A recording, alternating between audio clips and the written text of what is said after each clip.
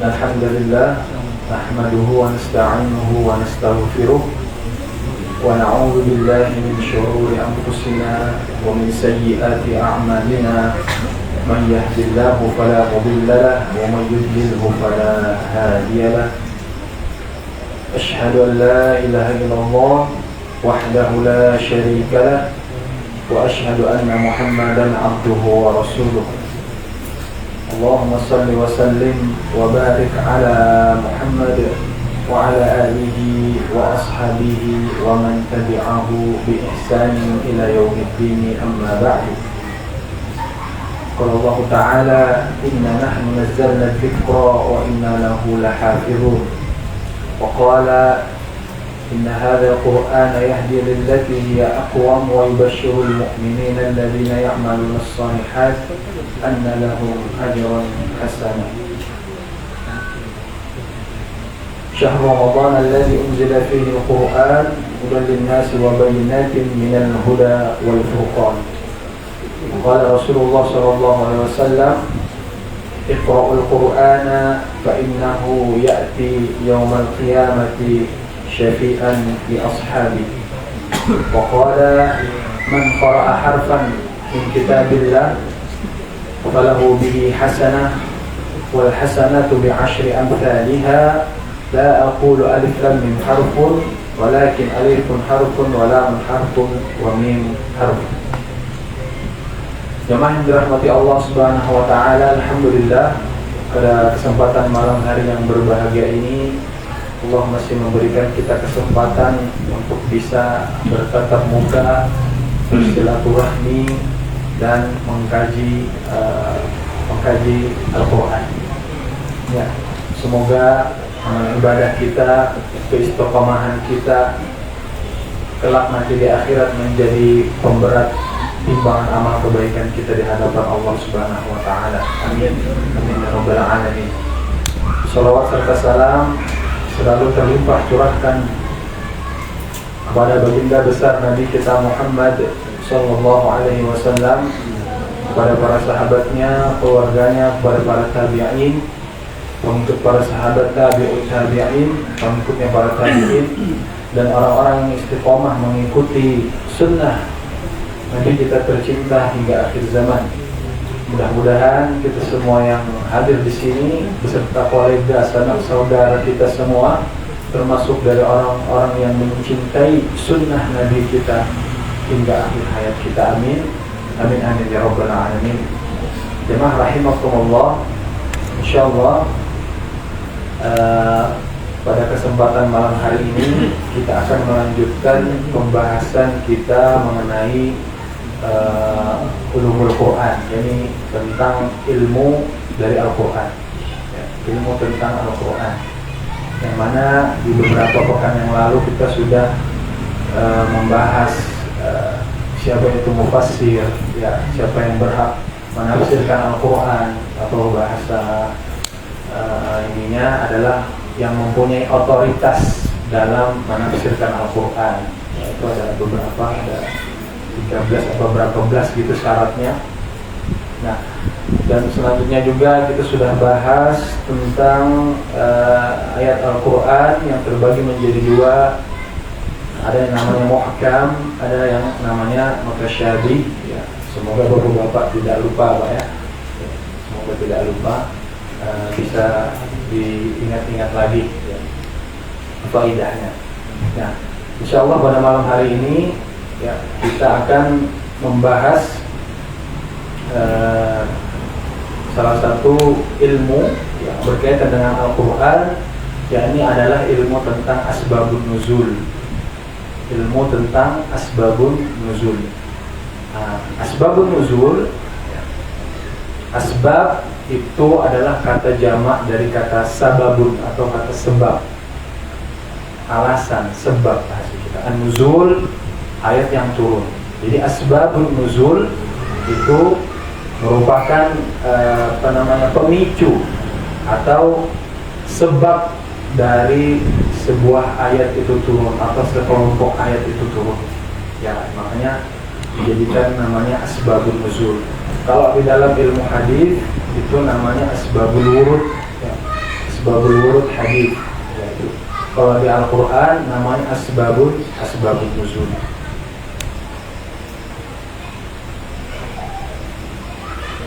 Memang dirahmati Allah Subhanahu wa taala, ya. Saking pentingnya tentang asbabun nuzul ini, ya, para ulama itu mereka sampai membuat karya, membuat kitab, ya, menyusun kitab yang isinya tentang asbabun nuzul. Isinya tentang asbabun nuzul. Syekh Al-Wahidi itu gurunya Syekh Bukhari, ya, wafat tahun 427 Hijriah.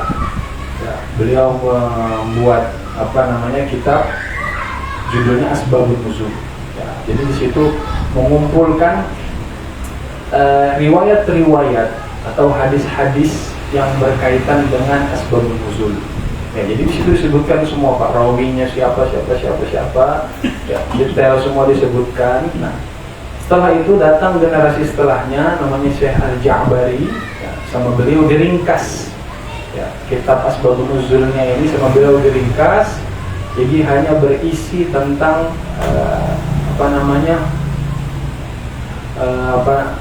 riwayat-riwayatnya saja, tidak menyebutkan sanad-sanadnya yang panjang, jadi disingkat dan tidak ditambahi dan tidak ditambah-tambahi lagi sama Syekh Al-Ja'bari.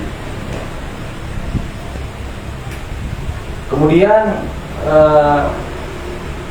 datang lagi generasi setelahnya, ya, Imam As-Suyuti, ya, beliau ini menulis kitab yang berjudul Lubab Al-Manqul fi Asbabin Nuzul, ya, Lubab Al-Manqul fi Asbabin Nuzul. Imam As-Suyuti ini Pak ulama era tahun 900-an Hijriah, 900-an Hijriah. Cuma yang dirahmati Allah Subhanahu wa taala. Nah, jadi ketika membahas tentang asbabun nuzul, maka yang harus diperhatikan itu adalah riwayat atau hadis, ya, yang berkaitan dengan asbabun nuzul. Karena apa? Karena kata Imam Al-Wahidi, beliau menyampaikan bahwa tidak diperbolehkan, ya, akal-akalan atau tebak-tebakan dalam hal asbabun nuzul Al-Quran, ya, kecuali dasarkan pada riwayat atau mendengar langsung dari orang-orang yang menyaksikannya turun, mengetahui sebab-sebabnya dan membahas tentang pengertiannya serta bersungguh-sungguh dalam mencarinya. Nah, maksudnya apa? Ya, bertanya langsung sama orang yang mendengar, sama orang yang menyaksikannya. Siapa mereka? Yaitu sahabat. Nah, dicari riwayat-riwayatnya, ya, yang jelas, maka itulah yang dijadikan pedoman sebagai asbabun nuzul, sebagai asbabun nuzul. Saya pernah baca itu Pak, dulu waktu masih ramenya partai-partai itu, ya, kubu ini sama kubu ini berseteru itu.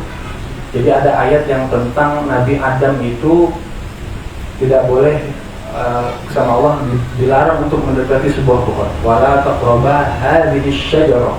Janganlah kalian berdua, wahai Adam dan Hawa, itu mendekati pohon ini. Ya, itu surat Al-Baqarah, sering kita baca banyak di surat Al-Baqarah itu. Wala taqraba hadhihi syajarah. Nah, itu artinya janganlah kalian berdua mendekati pohon ini. Nah, sama sebuah kelompok, ya, ayat ini dijadikan untuk menyerang kelompok partai yang lambangnya ada sebuah pohon. Wala taqrabu hadhihi syajarah. Kata Allah, jangan dekati yang ada pohon itu, jangan dekati. Ya.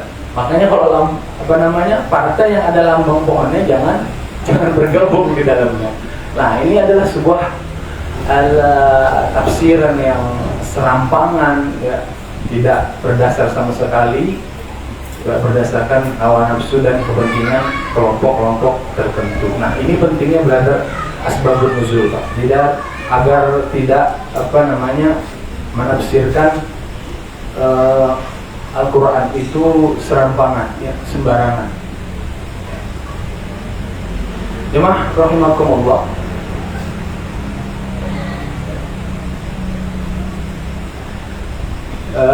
asbabun nuzul ini ada dua pemicunya ketika turun. Ada dua gaya, ada dua pola yang dimiliki oleh asbabun nuzul ini. Yang pertama, ada sebuah kisah, terjadi sebuah peristiwa yang berisikan sebuah hukum tertentu. Setelah itu turun ayat yang merespon kejadian ini. Nah, berarti ini jadi ada kejadiannya dulu, Pak. Nah, setelah itu baru turun ayat. Ini pola yang pertama.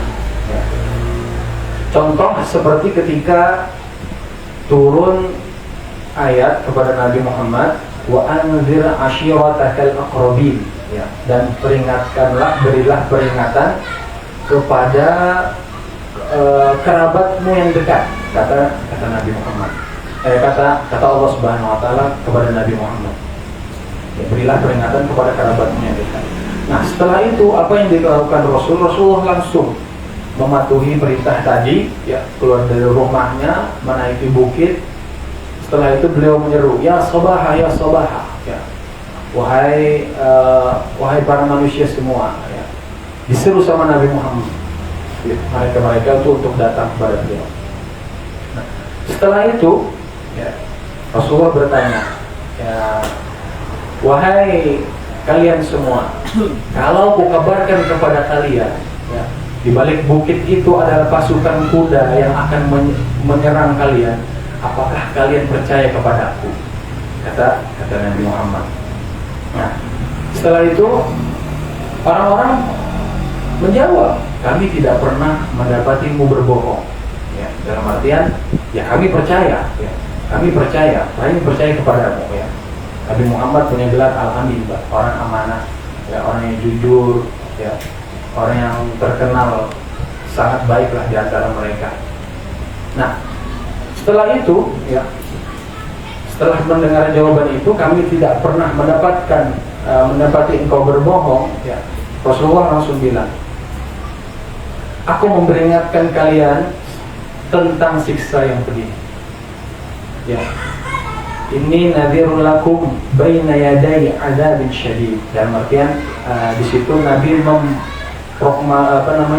memperkenalkan dirinya sebagai seorang nabi, sebagai seorang nabi. Nah, setelah kejadian itu, setelah Nabi bilang aku ini nabi, aku memberi peringatan kepada kalian, berdirilah Abu Lahab. Celaka engkau, katanya, kata Abu Lahab. Alihada jama'tana, apa cuma gara-gara ini kamu mengumpulkan kami? Nah, karena peristiwa tadi, Pak, peristiwa marahnya si Abu Lahab ini dan mengumpat Nabi Muhammad, celaka engkau, maka turunlah ayat.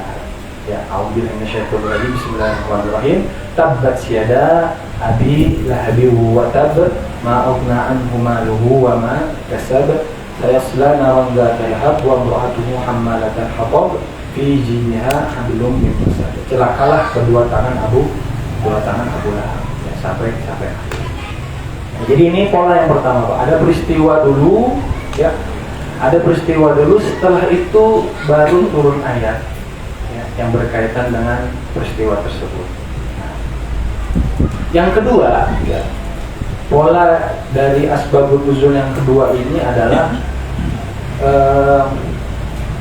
Rasulullah ditanya tentang sesuatu. Kalau yang pertama tadi peristiwa, ada kejadian, baru turun ayat.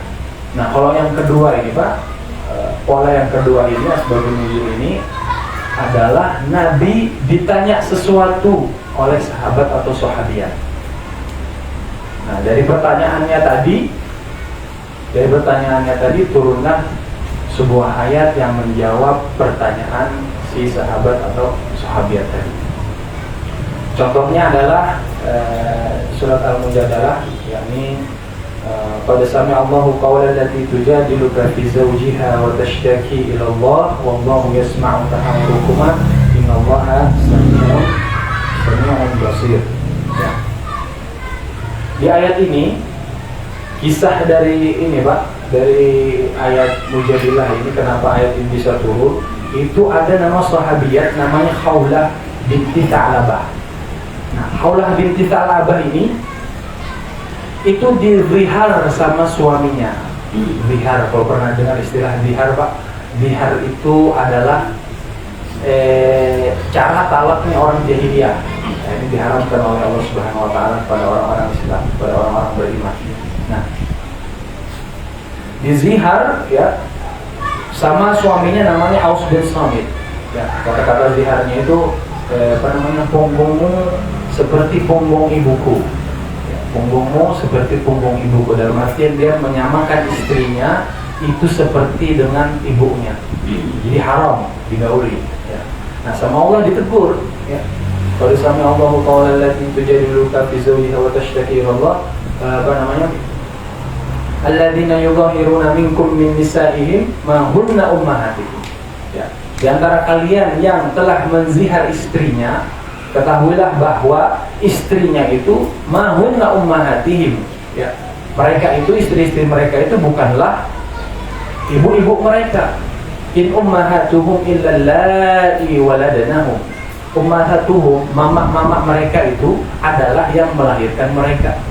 Kata Allah. Jadi dibantah ya.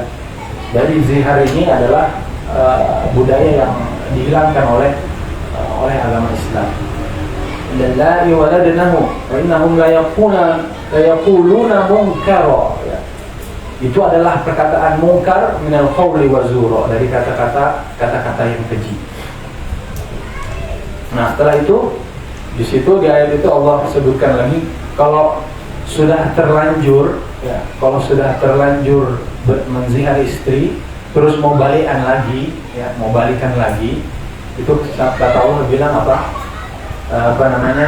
disuruh membebaskan budak min qabli ayyatamassa, fatahriru raqabatin min qabli ayyatamassa, disuruh membebaskan budak kalau mau balikan lagi. Gak mampu juga, faqsiyamu syahraini mutatabi'ain, kata Allah. Kalau mau balikan, ya sudah zihar istri, mau balikan, merdekakan budak nggak bisa, maka puasa 2 bulan berturut-turut. Ya. 2 bulan berturut-turut ini Pak, ya berturut-turut. Ya. Kalau sudah hari 50 batal, mau lanjut besoknya 51 nggak bisa, harus ulang lagi dari pertama, mutatabi'ain. Ya. Qabla ayyatamassa. Terus juga kalau tidak mampu, ya, kafarat yang pertama, kedua nggak bisa, memerdekakan budak, ya, puasa 2 bulan berturut-turut nggak bisa, maka yang ketiga kafaratnya, yakni fa'ita'amu sittina miskina, maka memberikan makan 60 orang miskin. Nah, itu tentang hukum zihar. Nah, hukum-hukum tadi yang saya jelaskan tadi, ya, pemicunya adalah kisahnya Khawlah binti Tha'labah. Ya. Dia mengadu kepada Nabi Muhammad, ya. Ya, wahai Rasulullah, ya. Akala syababi, kata Khawlah. Dia itu, suamiku itu, Aus bin Samit itu telah memakan masa mudaku. Akala syababi. Akala itu makan banyak, tapi maksudnya menghabiskan waktu muda. Syababi katanya. Wa nakartu lahu batni. Ya. Aku merusak perutku untuk dia. Maksudnya apa? Melahirkan anak banyak. Ya. Hatta idza kabarat sinni, sampai ketika umurku sudah menua, ya.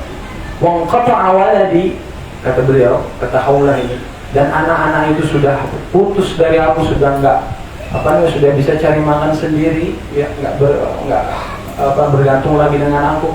Dhahara minni, dia menziharku, kata Allah binti Tha'labah. Terus dia bilang apa terakhirnya Pak? Allahumma inni ashku ilaik, ya Allah, aku melapor, aku mengadu kepadamu. Ini perempuan ya Pak, curhatannya bisa langsung direspon oleh Allah Subhanahu wa taala. Maka turunlah ayat qad sami'a Allahu qawla allati tujadiluka fi zawjiha wa tashtaki ila Allah wallahu yasma'u tahawurakuma. Ya, ini pemicu dari sebuah ayat, turunnya sebuah ayat. Nah, setelah itu nanti di asbabun nuzul ini Pak ada kaidah bunyinya itu al-ibrah bi umumil lafzi la bi khususis sabab. Ada kaidah ulama menyimpulkan ada namanya al-ibratu bi umumil lafzi la bi khususis sabab. Ibrah itu substansi dari sebuah ayat, hukumnya apa segala macamnya, pelajaran itu bi umumil lafzi, dari keumuman sebuah ayat, dari keumuman lafadznya. La bi khususis sabab, bukan dari kekhususan sebabnya.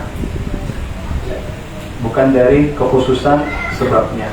Nah, di surat ayat Mujadilah itu Pak, ya, ibrah lafzinya adalah haramnya zihar.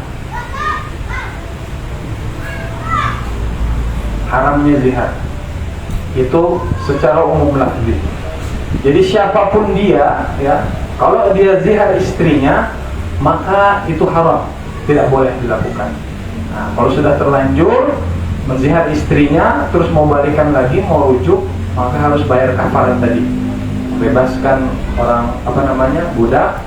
Tidak bisa puasa 2 bulan berturut-turut, tidak bisa juga maka memberi makan 60 orang miskin. Nah, ibrahnya itu dari ayat tadi, ibrahnya adalah haramnya zihar.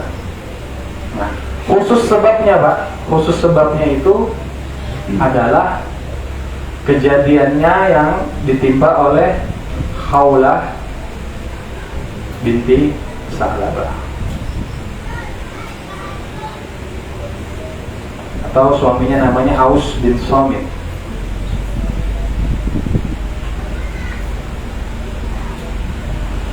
Ya. Nah, kejadiannya itu kan ceritanya mereka nih Pak.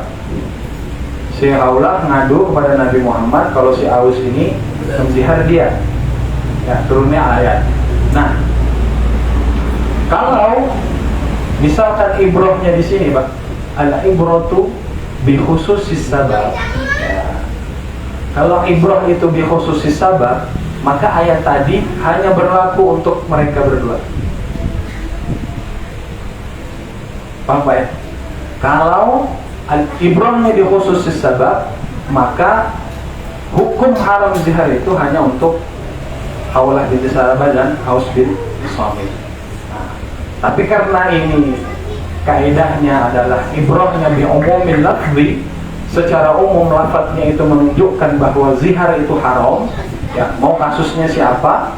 Nah, kalau di sini kan Pak, seperti yang saya jelaskan tadi, Khawlah ini curhat gara-gara Aus ini bilang Khawlah ini bilang dia sudah nggak cantik lagi, ya, sudah nggak udah nggak muda lagi, ya, sudah lemah apa segala macam, ya, sudah habis masanya, kecantikannya sudah selesai, malah di zihar. Ya.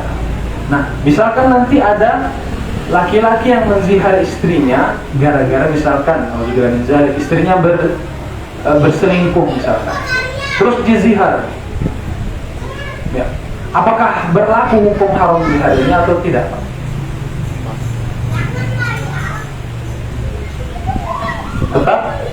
Tetap berlaku haram zihar, mau apapun sebabnya dia menzihar istrinya gara-gara nggak cantik lagi atau apa segala macam, ya, karena ini umum. Mau apapun sebabnya, mau seperti kasusnya Khawlah ataupun tidak sama seperti kasusnya Khawlah, maka zihar tetap haram. Nah, nanti ada lagi kebalikan dari ini Pak. Asbabun nuzul, kebalikan dari ini.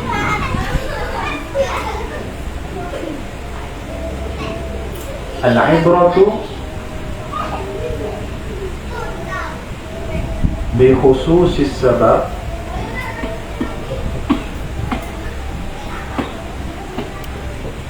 la bi'umumil lafzi.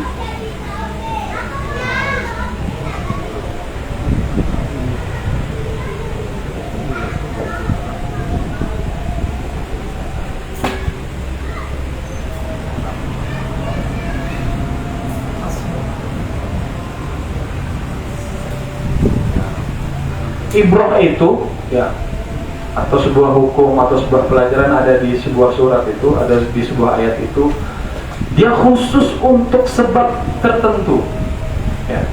Jadi dia nggak berlaku secara umum, dia nggak berlaku secara umum. Nah, langsung praktek aja Pak, contohnya ada di surat An-Nur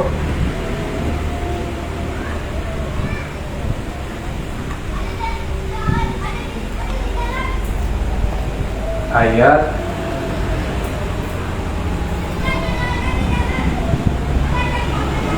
ini. Kalau kita nggak belajar asbabun nuzul Pak, seolah-olah ayat ini bertentangan ya. Ayat surat An-Nur ayat surat ayat 4, walladzina yarmuna al-muhsanati tsumma lam ya'tu bi arba'ati syuhada fajliduhum 80 jaldah wa la taqbalu lahum syahadatan abada wa ulaika humul fasiqun. Bagi mereka yang menuduh ya, surat An-Nur ayat 4 menuduh wanita atau istrinya berzina, kemudian tidak bisa mendatangkan 4 saksi,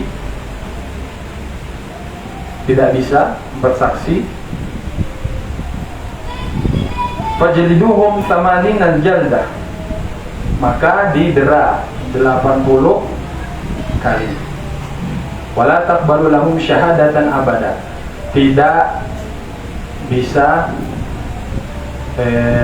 diterima kesaksiannya, tidak bisa jadi saksi. Ya.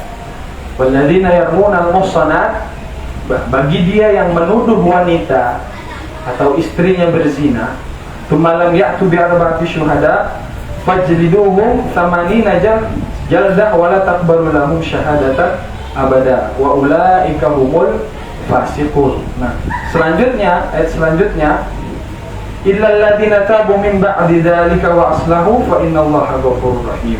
Kecuali mereka yang bertaubat. Ya, bertaubat.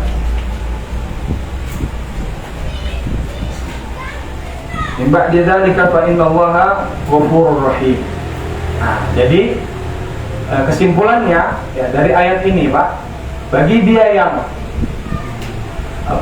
menuduh perempuan berzina ya, habis itu nggak bisa datangkan saksi apa segala macam ya, terus dia didera dan sebagainya, habis itu dia bertaubat, makanya dikasih kesempatan untuk bertaubat. Berarti yang menuduh wanita berzina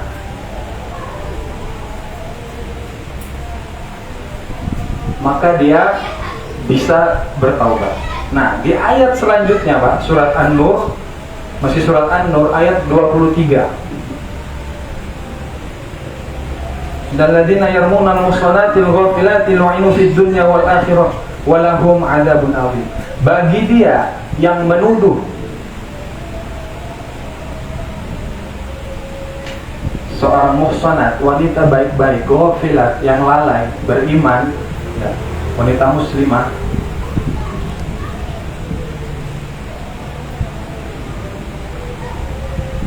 lu'inu fid dunya, maka dilaknat fid dunya, di dunia, wal akhirati walahum wa fid dunya wal akhirah, di dunia dan di akhirat, walahum adzabun adzim, dan mendapatkan azab yang pedih.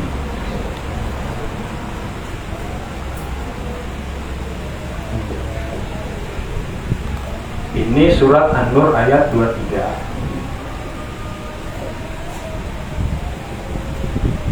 Ini surat An-Nur ayat 4. Nah, di ayat yang nomor 4 ini Pak, yang menuduh wanita berzina itu masih ada kesempatan untuk bertobat ya, masih ada kesempatan untuk bertobat. Tapi kalau di ayat yang An-Nur 23 justru malah bertentangan dengan ini. Menuduh wanita muslimah dilaknat di dunia dan di akhirat dan mendapatkan azab yang pedih. Dalam artian nggak ada taubat,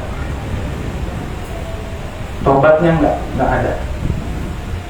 Nah, ini kayak apa bisa membedakan, kok bisa ada kontradiktif antara dua ayat ini padahal masih dalam satu surat. Nah, ini pentingnya belajar asbabun nuzul.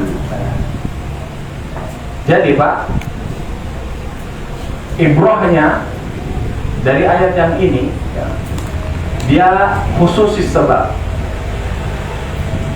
ya, khusus karena sebabnya ayat ini turun itu kepada Ibunda Aisyah radhiyallahu anha, istri Nabi ya. Jadi kesimpulannya, kalau ada orang yang menuduh wanita berzina, yang dituduh wanita itu adalah wanita biasa-biasa saja dan tuduhannya tidak bisa terbukti, maka dia bisa bertobat. Tapi kalau yang dituduh adalah istri Nabi ya, Ummul Mukminin ya, dituduh berzina, maka tidak ada tobat bagi dia, tinggal dapat bunganya nanti di akhirat. Nah, ini pentingnya kita belajar asbabun nuzul. Ibrahnya di khususis sabab.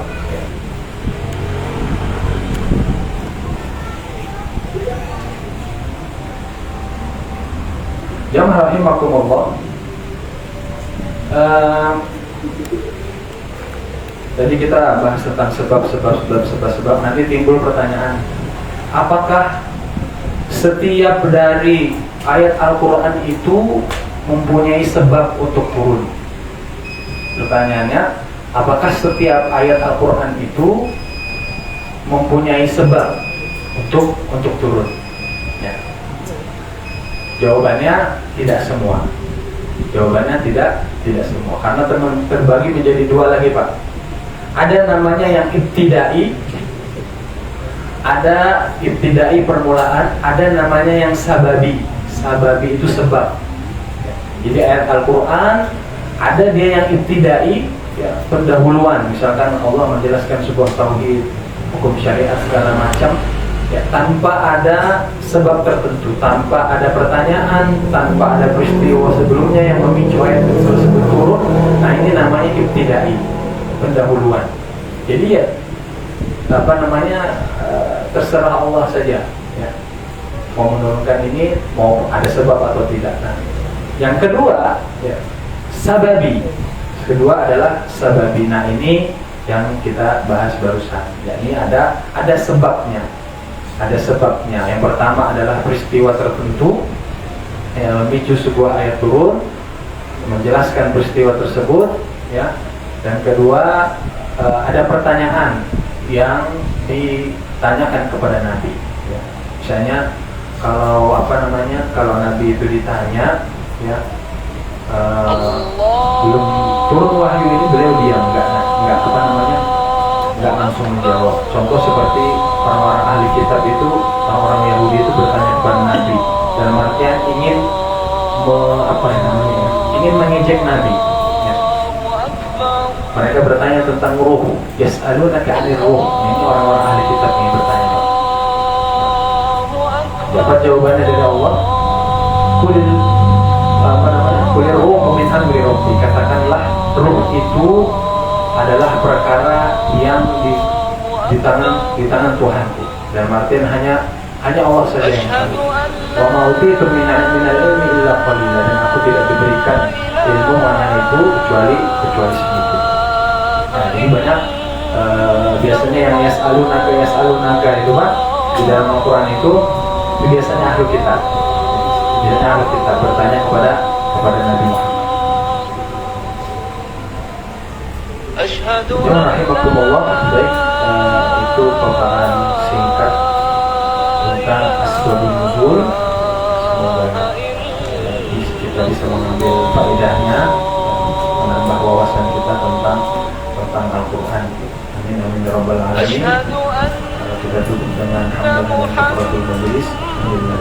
Subhanakallahumma wa bihamdika asyhadu an la ilaha illa anta astaghfiruka wa atubu ilaik.